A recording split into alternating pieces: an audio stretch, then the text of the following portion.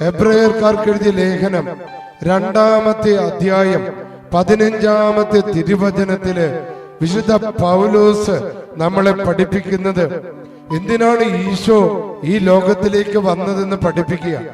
ഈശോ വന്നത് ആ വചനം കേട്ടോ മക്കളെ, അത് മരണത്തിന്റെ മേൽ അധികാരമുള്ള സാത്താന്, അതായത് നമ്മളെ തകർക്കുന്ന, നമ്മളെ നിരാശപ്പെടുത്തുന്ന, നിത്യനാശത്തിലേക്ക് അടിമപ്പെടുത്തുന്ന, നമ്മളെ മരണത്തിന് തുല്യരാക്കുന്ന, ജീവിക്കുന്നുണ്ട് പക്ഷെ മരിച്ചവരെ പോലുള്ള അവസ്ഥകള്. അപ്പൊ മരണത്തിന്റെ ഉടമ എന്ന് പറയുന്നത് സാത്താനാണ്.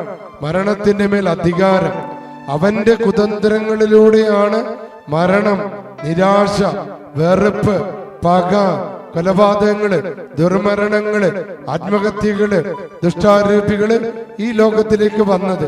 അപ്പൊ അവന്റെ നിഴലുകളാണ് അവയെല്ലാം.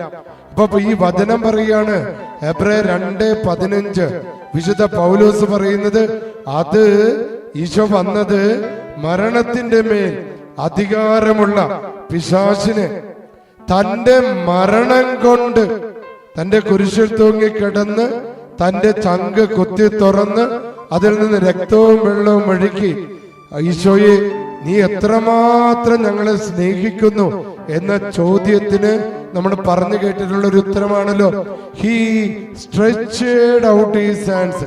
അവൻ തന്റെ 2 കരങ്ങൾ ഇരുവശങ്ങളിലേക്ക് വിരിച്ച്, ഞാൻ ഇത്രമാത്രം നിങ്ങളെ സ്നേഹിക്കുന്നു, this much then he died. അവന് 2 കരങ്ങള് ഇരുവശങ്ങളിലേക്ക് വിരിച്ചിട്ട് പറഞ്ഞു, ഇത്രമാത്രം നിങ്ങളെ ഞാൻ സ്നേഹിക്കുന്നു. എന്നിട്ട് അവൻ മരിച്ചു. എന്റെ പ്രിയപ്പെട്ടവരെ, അവന്റെ മരണം സാത്താന്റെ ഭരണത്തിൽ നിന്ന് ഈ ലോകത്തെ രക്ഷിക്കാൻ വേണ്ടിയാണ്.